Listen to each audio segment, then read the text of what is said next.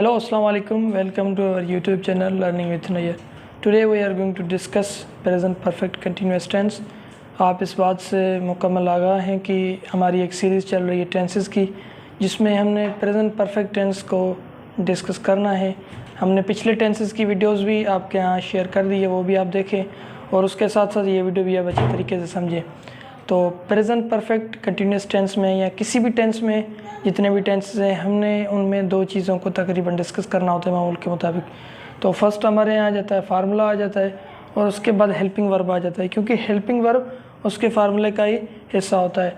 तो फार्मूला इसका थोड़ा अजीब सा होता है, क्योंकि इसमें थोड़ी चीज़ें हमने ऐड करनी होती हैं और सिंस फार जो भी चीज़ें हैं वो हम आपको यहाँ पर बताने जा रहे हैं। तो फार्मूले में क्या होता है कि फार्मूले में हमने सब्जेक्ट लिखना होता है। ये प्रेजेंट परफेक्ट कंटिन्यूस टेंस की बात बता रहे हैं, यानी ऐसा टेंस जिसमें प्रेजेंट में कोई बात कुछ अरसे से चल रही हो, उसमें हम प्रेजेंट परफेक्ट टेंस की बात करेंगे। और प्रेजेंट परफेक्ट कंटिन्यूस टेंस के और भी मुख्तलिफ यूजेस हैं, लेकिन यहाँ पर है हेल्पिंग वर्ब है और उसके साथ साथ V4 है और उसके साथ साथ हमारे यहाँ आ जाता है टाइम आ जाता है। आई मीन टू से यहाँ पर आ जाता है सिंस या फार और उसके बाद आ जाता है टाइम। मतलब कि यहाँ पर ये फार्मूला लिखा हुआ है, सब्जेक्ट है, हेल्पिंग वर्ब है और फोर्थ फॉर्म है वर्ब की, उसके बाद सिंस या फार, उसके बाद टाइम आ जाता है। आई मीन टू से एक और भी चीज़ हमने यहाँ पर मिस कर दी है। फार्मूले को रीराइट करेंगे, दोबारा से लिखेंगे। V4 के बाद ऑब्जेक्ट अगर आप इस्तेमाल करें, अगर ऑब्जेक्ट इस्तेमाल नहीं करेंगे तो फिर भी कोई मसला नहीं है, क्योंकि दूसरे कुछ वर्ब्स हैं जो ऑब्जेक्ट नहीं लेते, तो कोई मसला नहीं। ऑब्जेक्ट लिखें और उसके बाद सिंस या फार लिखें आप, और उसके बाद आप लिखें सिंस या फार लिखें, उसके बाद आपका आ जाएगा टाइम। और हेल्पिंग वर्ब इसके कौन कौन से हैं? इसके हेल्पिंग वर्ब में हैज़ बीन, ये हेल्पिंग वर्ब हैं जी, बिल्कुल ये हेल्पिंग वर्ब ही हैं। हैज़ बीन है और उसके साथ साथ हैव बीन, तो ये इसके दोनों हेल्पिंग वर्ब हैं। ये बिल्कुल ही सेम उस तरीके से ही इस्तेमाल करेंगे जिस तरीके से इनको प्रेजेंट परफेक्ट में इस्तेमाल किया था। जैसे कि हैव बीन के लिए जो भी हैव के लिए होंगे वो हैव बीन के लिए होंगे, जैसे आई है, वी है, यू है, दे है, तो ये इसके लिए होंगे। और प्लूरल नाउन, और इसके लिए ही, शी, इट और सिंगुलर नाउन जितने भी हैं इसके लिए यूज़ होंगे। तो इसका अगर हम एग्जांपल लें तो एग्जांपल इस तरीके से हो सकता है कि शी, हेल्पिंग वर्ब आपको पता है कि फार्मूले में इसके बाद हेल्पिंग वर्ब आ गया, तो हेल्पिंग वर्ब शी के साथ कौन सा आ सकता है? हैज़ बीन आ सकता है। She has been. V4 आप कोई भी जो है ना आप लगा सकते हैं। She V4 I mean to say verb का फोर्थ फॉर्म हम लगाते हैं, प्ले का फोर्थ फॉर्म लगाते हैं प्लेइंग।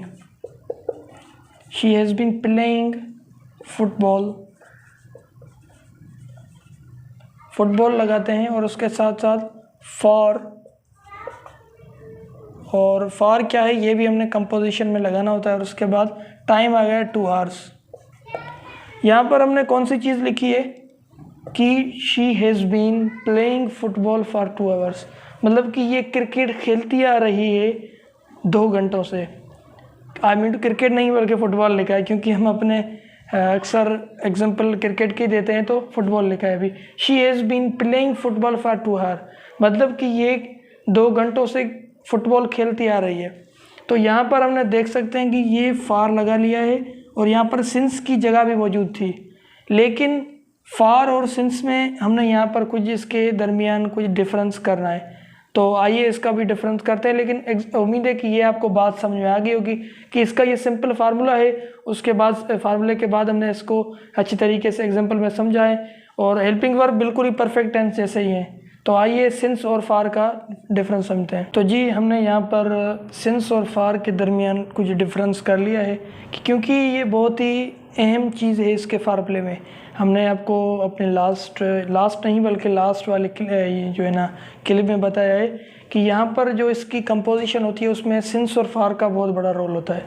तो सिंस क्या होता है कि सिंस हमें पॉइंट ऑफ टाइम बताता है, यानी कोई टाइम की डायरेक्टली पॉइंट हो, वो बिल्कुल फिक्स टाइम हो, तो उसके बारे में हमें बताता है सिंस। यानी कि अगर हमें पॉइंट ऑफ टाइम बताना हो तो वो हम सिंस बताएंगे जो वेरिएबल ना हो, जो कांस्टेंट हो।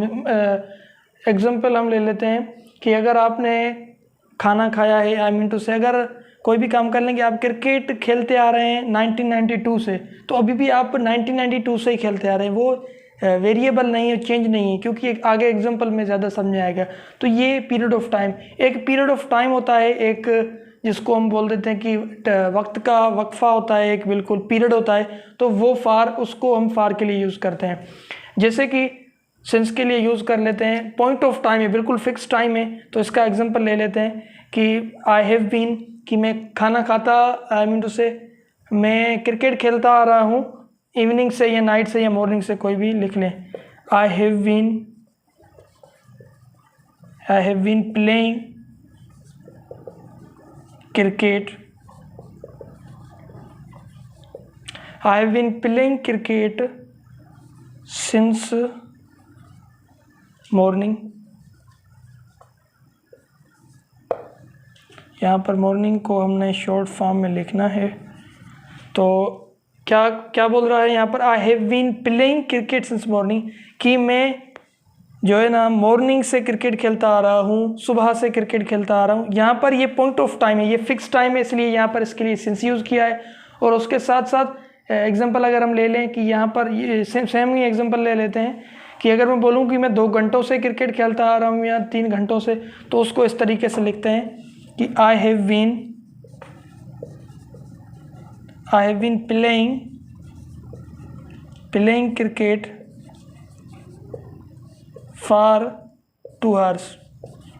कि आपने जब पीरियड ऑफ टाइम बताया है तो आप फार लगाएंगे, और जब पॉइंट ऑफ टाइम बताया है तो आप सिंस लगाएंगे। ये ही छोटा इनके दरमियान डिफरेंस है। आपको बस एक ट्रिक याद कर लेनी है कि सिंस आपको जहाँ पर टाइम फिक्स लगे, जो कांस्टेंट ना हो, तो उसके लिए सिंस है, और वेरिएबल टाइम के लिए हम फार यूज़ कर सकते हैं। तो अभी हमारा जो है वो नेगेटिव है और अफर्मेटिव, आई मीन टू से अफर्मेटिव, तो ये सारे सेंटेंस अफर्मेटिव के ही हैं, लेकिन उसके बाद इंटरोगेटिव है, उसको इंटरोगेटिव और नेगेटिव है वो अच्छे तरीके से आपको बताते हैं कि इनको जो है ना नेगेटिव कैसे कर सकते हैं और उसके साथ इसको इंटरोगेटिव कैसे कर सकते हैं। तो जी यहाँ पर हमने नेगेटिव और इंटरोगेटिव सेंटेंसेस भी लिख लिए हैं। तो यहाँ पर ज़्यादातर इनके फार्मूलाज नहीं लिखे हैं, क्योंकि हमने वीडियो को थोड़ा लॉन्ग कर दिया है, बड़ा कर दिया है, जिसमें हमने सिंस और फार के दरमियान भी आपको डिफरेंस बता दिया है। उसके बाद है नेगेटिव और इंटरोगेटिव। नेगेटिव और इंटरोगेटिव क्योंकि इनके जो हेल्पिंग वर्ब हैं वो थोड़े से बड़े हैं, यानी हैव बीन है और हैज़ बीन है डबल वर्ड है, इनके हेल्पिंग वर्ब में डबल वर्ड आ रहे हैं। पिछले हमने जितने भी डिस्कस किए उनमें एक ही था। तो यहाँ पर आपने क्या करना है कि थर्ड नंबर पर नॉट दे देना है नेगेटिव में। आई हैव नॉट बीन, ये नहीं करना कि आई हैव बीन नॉट, ये आपका सेंटेंस टोटली इनकरेक्ट हो जाएगा। तो आपको इसको किसी भी हालत में थर्ड पोजीशन पर यहाँ पर रखना है नॉट को। I have not been playing cricket since morning. तो ये आपको इस चीज़ को जो है ना समझने की ज़रूरत है कि आई हैव नॉट बीन, यहाँ पर नोट आपने थर्ड फॉर्म पर लिखना है, I mean to third position आपको देनी है पूरे फार्मूला में। उसके बाद इंटरोगेटिव है, इंटरोगेटिव इतना ईजी है, लेकिन आपको कोशिश करनी कि इनको इंटरोगेटिव और नेगेटिव में तोड़ना। ये नहीं है कि बस कि ये मिले हुए हैं एक दूसरे से, ये कभी भी जो है ना सेपरेट नहीं हो सकते, ये ऐसी बात नहीं है, ये सेपरेट हो सकते हैं जैसे कि आपको नज़र आ रहे हैं, और ये सेंटेंस टोटली जो है ना करेक्ट है ग्रामेटिकली। तो ये इसके इंटरोगेटिव हैं और ये नेगेटिव है पास्ट, आई मीन टू से प्रेजेंट परफेक्ट कंटिन्यूअस टेंस के। तो यही इसके यूजेस हैं। इसमें हमने इसमें फार्मूला जो है ना सीखा है, उसके बाद हेल्पिंग वर्ब सीखा है, और सिंस और फार के दरमियान डिफरेंस सीखा है कि क्या यूज़ करें। तो इस पर आप अच्छे तरीके से कमांड हासिल कर सकते हैं, ग्रिप हासिल कर सकते हैं। आई मीन टू से आप इसकी जो है ना ज़्यादा से ज़्यादा प्रैक्टिस करें। आप इसके 15-20 सेंटेंस बनाएं, इस हर एक टेंस के जितने भी हमने पीछे डिस्कस किए हैं, तो वो आपको इंशाल्लाह अच्छे तरीके से डिस्कस हो जाएंगे। अगर किसी भी किस्म का क्वेश्चन हो तो आप हमसे पूछ सकते हैं कमेंट सेक्शन में। Thank you.